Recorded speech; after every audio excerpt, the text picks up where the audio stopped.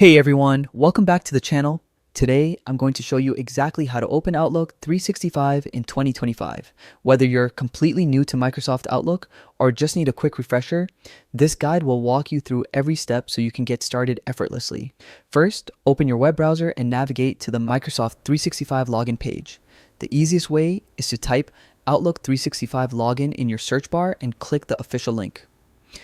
Once you're on the login page, look for the sign in button, usually at the center or top right of the screen. Click it and you'll see the form where you can enter your credentials.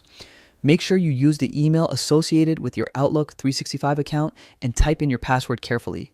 Watch out for any typos. After logging in, you'll be taken straight to your Outlook inbox. Here, you'll notice a clean and user-friendly layout that makes managing your emails simple and straightforward. Before diving into emails, let's take a quick tour of some key features. In the top left corner, you'll see the waffle icon, also called the Apps Launcher. Clicking this icon gives you instant access to all Microsoft 365 apps connected to your account, like Word, Excel, and Teams, without needing to log in again. From the menu, select Microsoft 365, and you'll have full access to the suite of productivity tools right from your browser. It's a lightweight and flexible way to manage tasks, documents, and communications without installing anything on your device. Next, click the Home button. This serves as your Outlook command center, providing an overview of updates, notifications, and recent documents.